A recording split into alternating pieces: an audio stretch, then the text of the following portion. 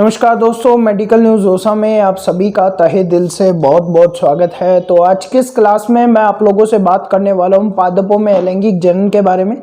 पिछले क्लास में मैंने आपको जीवों में अलैंगिक जनन पढ़ा दिया था। आज अपन पढ़ेंगे पादपों में अलैंगिक जनन किस प्रकार से होता है, कौन कौन से प्रकार होते हैं।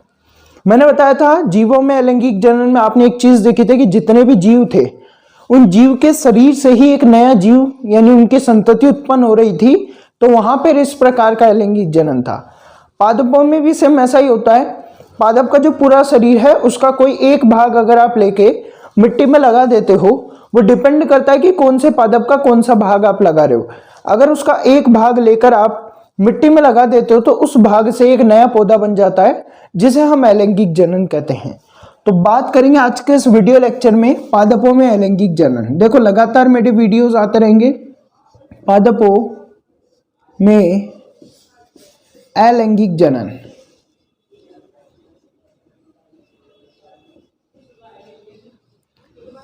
बस उसके लिए आप लोगों का प्यार होना जरूरी है। अगर आप लोगों का सपोर्ट बना रहे, लगातार बच्चे मेरे वीडियोस को देखते रहे, लगातार वीडियोस आते रहेंगे, कोई प्रॉब्लम नहीं है मेरे को पढ़ाने में। मेरा बस एक ही उद्देश्य है, आप लोगों को पढ़ाऊं और साथ ही साथ मेरी भी चीज़ें जो है क्लियर होती जाती है। जब मैं चीज़ें पढ़ाता हूं आपको तो कुछ नया सीखने को मिलता है पढ़ाते पढ़ाते, तो अच्छा है। ये चीज़ें मेरे को एक्टिव या एक्शन के रूप में मेरे को ये नॉलेज मिलती है जो कि परमानेंट होती है मेरे माइंड में, तो इसलिए पढ़ाना भी मेरे लिए अच्छा होता है। तो देखना, पादपों में अलैंगिक जनन को ध्यान रखना। पादपों में अलैंगिक जनन का मतलब क्या होता है, सुनो मेरी बात। पादप है, क्या है पादप? पादप और पादप के शरीर का, सुनना मेरी बात, कि पादप के किसी भी भाग का, पादप में कौन कौन से भाग होते हैं? पादप में होता है जड़ होता है, पादप में तना होता है, पादप में पत्ती होती है, ठीक है, पादप में शाखा होती है। अगर आप इनमें से किसी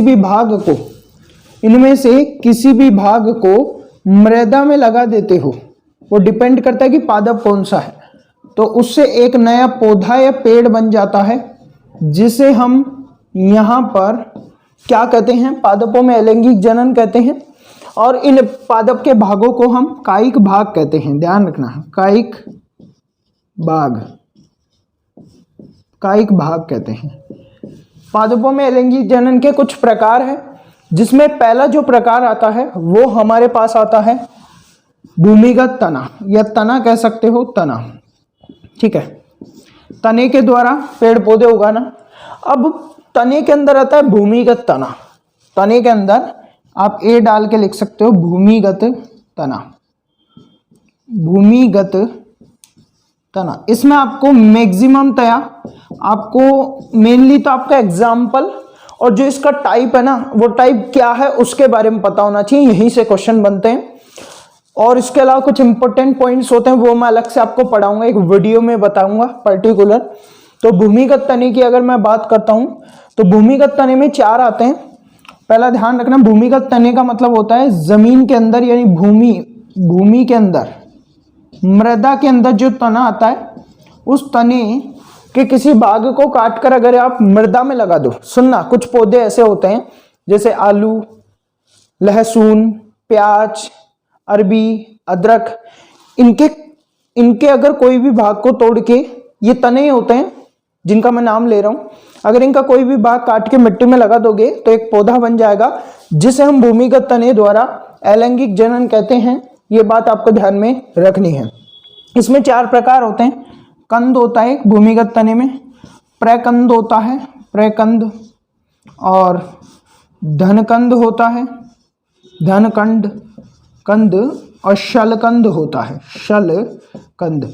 और इस 4 प्रकार के बेसिस पर इसके प्रकार आपको ध्यान रखना है। कंद में आलू आपको ध्यान रखना है, क्वेश्चन कैसे भी बन सकता है। प्रकंद में आपको ध्यान रखना है अदरक, धनकंद में आपको ध्यान रखना है अरबी, और शलकंद में आपको ध्यान रखना है, शलकंद से शलजम निकालो, और शलजम से 2 चीज़ें याद आ जाएगी, जो हमारा प्याज और लहसुन होता है, प्याज और लहसुन। तो यहाँ पर एक चीज़ तो क्लियर हो गई। देखो मेरी बात सुनो, अगर मैं आपको ये बताने लग जाऊं कि भूमिगत तने की परिभाषा लिखो, फिर मैं बताने लग जाऊं कंद की परिभाषा, प्रकंद, धनकंद, शलकंद की परिभाषा, और क्वेश्चन बनेगा एग्जाम्पल और इसके मतलब से, और मैं ये सब लिखाने लग जाऊं तो उससे नोट्स की लेंथ बढ़ेगी, और नोट्स की लेंथ बढ़ने के साथ साथ टाइम ज़्यादा लगेगा, रिवीजन में टाइम ज़्यादा लगेगा, पढ़ने में टाइम ज़्यादा लगेगा, जो कि एक तरह से बेकार है क्योंकि क्वेश्चन वहाँ से नहीं बनेगा। हमारा मूल उद्देश्य है सिलेक्शन लेना, ना कि इन सबको फिलहाल के लिए बैठाना। फिलहाल के लिए इन सबको दिमाग में बैठाना हमारा मूल उद्देश्य है, ताकि अच्छे नंबर आ जाए और अच्छी कॉलेज मिल जाए। तो भूमिगत तने वाला कंप्लीट होता है। उसके बाद इसी में बी नंबर पे आता है वायवीय तना। वायवीय तना, वायवीय तने में क्या होता है, जो बाहर वायु में तना है उससे ही एक नया पौधा बन जाता है। कुछ पौधे, जैसे मान लो ये एक पौधा है और इस पौधे की ये शाखा है, ये इतनी लंबी हो गई कि जमीन को स्पर्श कर गई। ये पौधे की शाखा इतनी लंबी हो गई कि ये जमीन को स्पर्श कर गई। अगर ये इतनी लंबी हो गई कि ये जमीन को स्पर्श कर गई तो यहाँ पर इससे छोटी छोटी जड़ें निकलने लग जाती है और धीरे धीरे ये पूरा का पूरा एक पेड़ में बदल जाता है। तो इस प्रकार वायवीय तने के द्वारा भी इस प्रकार का प्रोसेस होता है। ये किसी भी पेड़ में आप करवा भी सकते हो चाहो तो। ये भी हमारा तने वाला कंप्लीट होता है। उसके बाद आता है जड़। उसके बाद नंबर 2 पे आता है जड़। जड़ से भी एक नया पौधा बन जाता है। किस प्रकार, आपको ध्यान रखना है, जड़ में 2 एग्जाम्पल, आपको 3 एग्जाम्पल ध्यान रखने हैं। एक होता है शतावर, शतावर, दूसरा होता है शलकंद,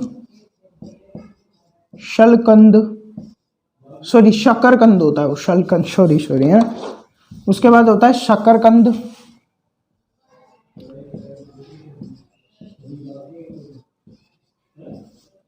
उसके बाद हमारे पास आता है डहेलिया।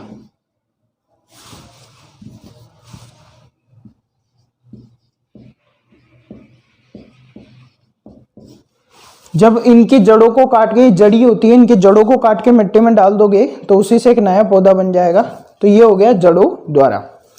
नंबर 3 पे आता है पत्ती के द्वारा।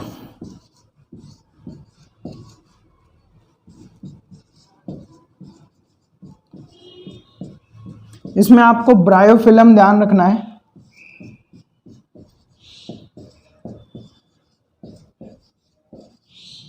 यानी पत्थर चट्टा।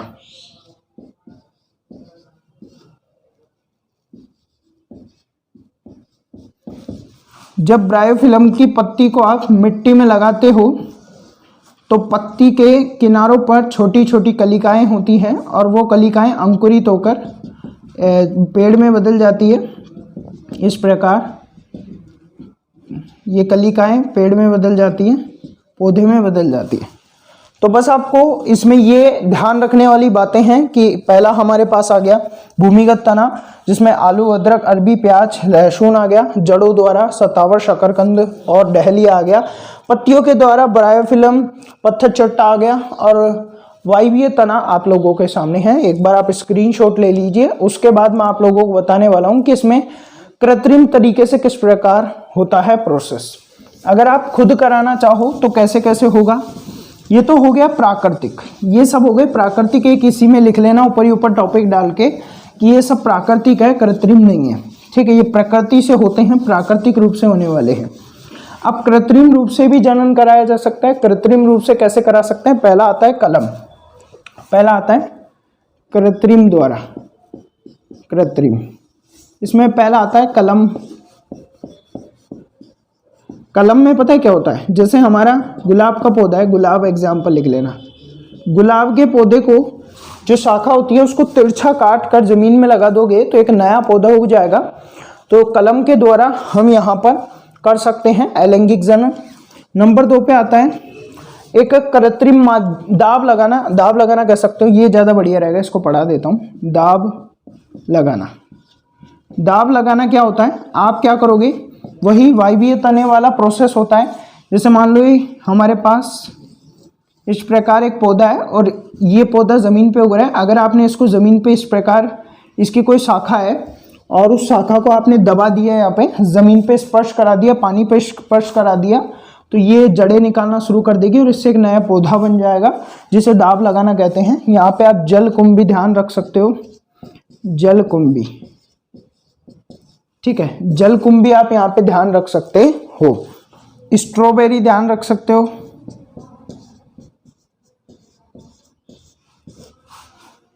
और दूब घास ध्यान रख सकते हो।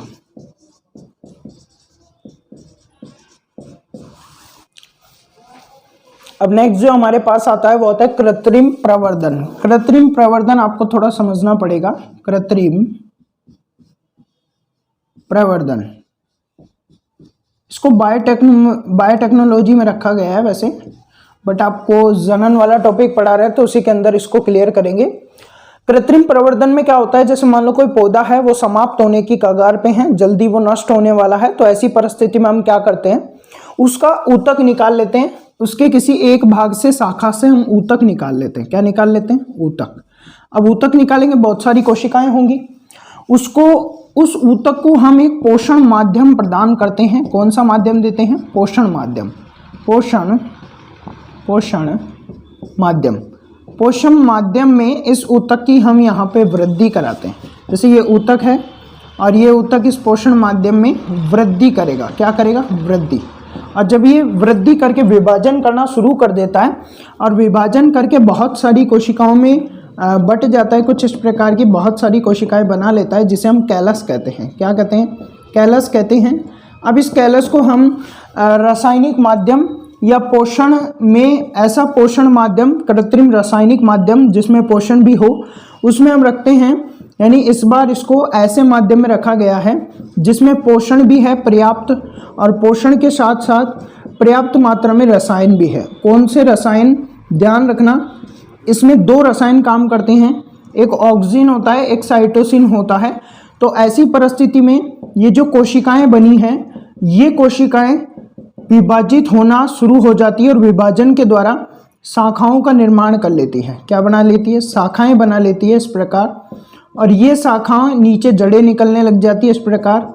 और फिर उसके पश्चात जब ये पूर्ण रूप से शाखाओं जड़ों में विभाजित हो जाता है तो हम इसको यहाँ से हटाकर छोटे छोटे इस प्रकार के बॉक्स लेते हैं और उन बॉक्स के अंदर इन छोटे छोटे पौधों को मिट्टी के अंदर लगा देते हैं। कहाँ पे लगा देते हैं? मिट्टी के अंदर लगा देते हैं। जैसे मिट्टी है, मृदा है, तो इस मृदा में हम रोपण कर देंगे इनका। लेकिन ध्यान रखना, अभी इनको सीधा बाहर या फिर कहीं पे हम ले जाके नहीं लगाएंगे। फिलहाल के लिए हम इसको छोटे छोटे बॉक्सेस में लगाएंगे ताकि इनकी केयर की जा सके। ये छोटी छोटी शाखाएं वाले, ध्यान रखना, प्रत्येक कोशिका से एक पौधा बनाया जा सकता है यहाँ पर। तो ऐसी परिस्थिति में यूज़ किया जाता है जब कोई पौधा समाप्ति की ओर हो या हमें उससे नए पौधे प्राप्त करने हों। तो हमने पौधे लगा दिए, जब ये अच्छे खासे विकसित हो जाते हैं तो बाहर हम मृदा में इसको लगा देते हैं। तो इस प्रकार का ये प्रोसेस होता है। ये आपको ध्यान रखना है कि हमारे पास, हमने आज पढ़ लिया कि जो कृत्रिम प्रवर्धन होता है वो क्या होता है, कलम लगाना क्या होता है, उसके अलावा दाब लगाना क्या होता है, जिसमें पौधे की शाखा को हम दबा देते हैं, और वही जो अवायवीय तने के अंतर्गत आता है वही प्रोसेस है। बट इसमें हम कुछ नहीं कर रहे, हम खाली तने को जमीन या पानी से स्पर्श करा रहे हैं तो अपने आप जड़ें निकल रही है। ये होता है जलकुंभी में, स्ट्रॉबेरी में और धूप घास में। एक बात ध्यान रखना, धूप घास जो होती है उसे हम ऊपरी बूझतारी कहते हैं। ऊपरी बूझतारी, और स्ट्रॉबेरी को हम बूझतारी बोलते हैं, और जलकुंभी को हम बूझतारी का बोलते हैं। तो क्वेश्चन अगर इनसे भी बनता है तो आप सॉल्व कर सकते हैं। मेरी कोशिश यही रहेगी मैं कुछ भी ना छोड़ूं। क्वेश्चन इन्हीं से बनता है, एज ए शॉर्ट नोट्स आप इनको ध्यान रख सकते हैं। इनके अलावा क्वेश्चन ऐसे नहीं बनेगा कि आपसे भूस्तारिका की परिभाषा पूछ ली जाएगी। अरे कोई बोर्ड की एग्जाम है और इतना इजी पेपर थोड़ी ना आता है। हमेशा ऑब्जेक्टिव क्वेश्चन में क्वेश्चन यहीं से निकलता है। या तो इसके बारे में पूछ लेगा कि इसका मतलब क्या होता है, या फिर इसके उदाहरण पूछ लेगा और उदाहरण से रिलेटेड इस प्रकार के शब्दों को पूछ लेगा। उसके अलावा कुछ भी नहीं पूछेगा। ऐसा पूछ लेगा कि ऐसा कौन सा भूस्तारी है जिसके अंतर्गत दाब लगा के हम अलैंगिक जनन करा सकते हैं, तो वो ध्यान रखना है स्ट्रॉबेरी। क्वेश्चन आएगा कि किसी शाखा को तिरछा कलम के रूप में काटकर मृदा में लगाएं। कौन सा एग्जाम्पल है? गुलाब। पत्तियों के द्वारा कौन सा पौधा उगता है? ब्रायोफिलम। एक ही पौधा है, याद रख लो। एक दो ये एक दो एग्जाम्पल है वास्तविकता में, तो वही आते हैं और वही है वास्तविकता में। कृत्रिम प्रवर्धन तो आप किसी पौधे में करा सकते हो ऊतक के द्वारा, ये तो बायोटेक्नोलॉजी के अंतर्गत आ गया। तो ये आपको ध्यान में रखना है। एक बार आप स्क्रीनशॉट लीजिए, फिर उसके बाद कुछ इंपॉर्टेंट पॉइंट्स पर मैं आप लोगों से चर्चा करूंगा। अब बात करते हैं कुछ इंपॉर्टेंट पॉइंट्स पर जो कि इंपॉर्टेंट है एग्जाम पॉइंट ऑफ व्यू से, जहां से क्वेश्चन बनने की संभावनाएं होती है। जैसे कि विधि जो होती है वो तो हम पढ़ लेते हैं, उसके अलावा उसके एग्जाम्पल भी हम पढ़ लेते हैं, लेकिन कुछ अनदर पॉइंट्स होते हैं जहां से क्वेश्चन बन जाते हैं, तो उनको भी पढ़ना ज़रूरी है या फिर बने हैं पिछले कई एग्जाम्स में। तो बस ये काफ़ी है, कुछ एक पॉइंट्स ये आपको लिख लेने हैं। पहले एक बार आप स्क्रीनशॉट ले लो इसका, फिर उसके बाद हम चर्चा करते हैं इस पर। देखो, पहला आता है कि बंगाल का आतंक किसे कहा जाता है। देखो यहाँ से क्वेश्चन बन जाता है कि बंगाल का आतंक किसे कहते हैं, और कुछ एग्जाम्पल नीचे दे देगा, तो ध्यान रखना। बंगाल का आतंक कहते हैं जलकुंभी को। किसको कहते हैं बंगाल का आतंक? जलकुंभी को कहते हैं। अब बंगाल के आतंक जलकुंभी को कहते हैं, उससे रिलेटेड, जलकुंभी से रिलेटेड एक पॉइंट है कि ठहरे हुए पानी में ये जो उग जाता है तो ये ऑक्सीजन को खींच लेता है, उस पानी में ऑक्सीजन खत्म कर देता है, जितना भी ऑक्सीजन होता है वो सारा खुद खींच लेता है। तो बंगाल का आतंक किसे कहते हैं? जलकुंभी कहते हैं। बंगाल का आतंक किसे कहते हैं? जलकुंभी को कहते हैं। किसे कहते हैं? जलकुंभी को कहते हैं। और ये ठहरे हुए पानी से क्या खींच लेता है? ऑक्सीजन। अरे क्या खींच लेता है? ऑक्सीजन खींच लेता है। उसके बाद ध्यान रखना है मध्य चक्र। ये मध्य चक्र क्या होता है? सुनो, जो मनुष्य होते हैं, मनुष्य में या फिर आप जानते हो प्राइमेट के अंतर्गत आने वाले जितने भी जीव जंतु हैं, जैसे कपी है, बंदर है, मनुष्य है, इन सब में क्या होता है? ऋतुस्राव पाया जाता है। ये ऋतुस्राव आप सब जानते हो। ऋतुस्राव क्या होता है? जब अंडाणु का निषेचन नहीं होता तो अंडाणु के साथ साथ गर्भाशय की आंतरिक दीवारें रक्त के साथ बाहर निकलने लगती है। महीने में एक बार ऐसा होता है। लेकिन नॉन प्राइमेट की बात करूं तो नॉन प्राइमेट में इसे मध्य चक्र कहते हैं। मध्य चक्र होता है, ऋतुस्राव इनमें नहीं होता है, इनमें मध्य चक्र होता है। और नॉन प्राइमेट में आते हैं गाय, भेड़, कुत्ता आदि, ये नॉन प्राइमेट में आते हैं। तो ये आपको ध्यान रखना है, यहाँ से क्वेश्चन बन जाते हैं। उसके बाद ध्यान रखना है कि बांस जीवन में 50 से 100 वर्ष के बाद एक बार पुष्प देता है। और एक बार पुष्प देता है तो इसका मतलब ये है कि बहुत बड़ी मात्रा में, ध्यान रखना, बहुत बड़ी बहुत बड़ी मात्रा में उत्पादन करता है, उत्पादन या फल देता है, बहुत बड़ी मात्रा में फल देता है। ये बांस के कुछ गुण हैं। उसके बाद उभयलिंगी जो पुष्प होते हैं, द्विलिंगी जो पुष्प होते हैं, वो कौन कौन से पौधों में होते हैं? सरसों में, मक्का में, गुड़हल में। ये आपको ध्यान रखने, यही एग्जाम्पल पूछे जाते हैं। एक लिंगी में पपीता और खजूर आपको ध्यान में रखना है।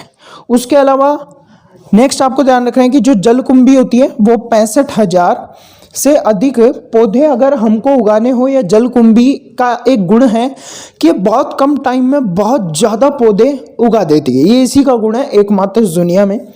तो इसीलिए इसको कुछ अलग पढ़ा जाता है कि जलकुंभी में गुण है, अगर इसको 65,000 पौधे उगाने हैं हमको, ये अगर 65,000 पौधे उगाना चाहे तो कितना टाइम में उगा देगी? 8 माह में। सोचो 8 माह में 65,000 पौधे, कितनी बड़ी मात्रा है, 8 माह मात्र में। तो ये इसका गुण है, इसीलिए इसको बंगाल का आतंक भी कहते हैं, क्योंकि ये फैल जाता है। इसके पुष्पों की वजह से इसको लाया गया था इंडिया में। जो है पुष्प इसके सुंदर होते हैं, बट ये तो एक आतंक के रूप में फैल गया। फिर और तो क्या है, बस यही है। उसके बाद नीला कुरिंजी आता है। नीला कुरिंजी के बारे में क्यों पढ़ते हैं? क्योंकि 12 वर्ष में एक बार पुष्प उत्पन्न करता है। नीला कुरिंजी 12 वर्ष में एक बार पुष्प उत्पन्न करता है। और इससे रिलेटेड एक घटना भी है। 2006 में क्या हुआ था? पहाड़ी क्षेत्र में नीले कुरिंजी ने इतने ज़्यादा पुष्प उत्पन्न किए कि जो केरल है, कर्नाटक है, तमिलनाडु है, ऐसे क्षेत्र में, पहाड़ी क्षेत्र की सड़कों पर इतने सारे पुष्प हो गए, ऐसे लगने लगा जैसे पुष्प का गलीचा बिछा दिया गया हो। तो ये घटना है जो हुई थी 2006 में, कर्नाटक, केरल और तमिलनाडु में हुई थी कि नीला कुरिंजी 12 वर्ष में एक बार पुष्प देता है, लेकिन 2006 में इतने ज़्यादा दे दिए इसने कि पूरे गलीचा जैसा लगने लगा सड़कों पे। तो ये कुछ पॉइंट्स है, ये आपको ध्यान रखने हैं जहाँ से क्वेश्चन बनने की संभावनाएं होती है। आज के वीडियो को यहीं पे समाप्त करेंगे। अब जो नेक्स्ट वीडियो आएगा वो आएगा पादपों में लैंगिक जनन के लिए। देखो पर्टिकुलर एक वीडियो में मैं पर्टिकुलर एक टॉपिक खत्म कर रहा हूँ। पिछले क्लास में मैंने आपको कहा था 20 मिनट के लेक्चर में मैंने जीवों में अलैंगिक जनन खत्म कर दिया था।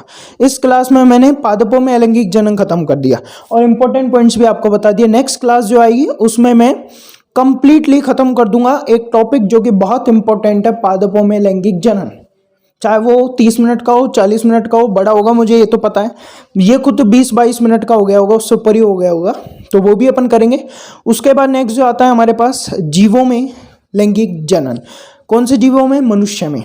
वो थोड़ा लंबा चलेगा, वैसे मैंने उसके वीडियोस अपलोड कर रखे हैं, वो आप देख सकते हैं। उसमें कुछ वीडियोस रह रहे हैं वो मैं अपलोड करूंगा। जो मैंने अपलोड कर रखा है वो अपलोड नहीं करूंगा फिलहाल। इस चैप्टर को मैं लास्ट में लूंगा क्योंकि फिलहाल मैंने इसके वीडियोस डाल रखे हैं यूट्यूब पर। इसके 1 या 2 वीडियो डालने जो मैं डालूंगा। आपको अगर वो चैप्टर पढ़ना है तो प्लेलिस्ट में जाइए, उसकी प्लेलिस्ट बनी हुई 4 वीडियो है, 2 वीडियो और ऐड करेंगे तो 6 होके चैप्टर खत्म हो जाएगा। तो चलिए मिलता है आपसे नेक्स्ट वीडियो में। जय हिंद दोस्तों, जय भारत।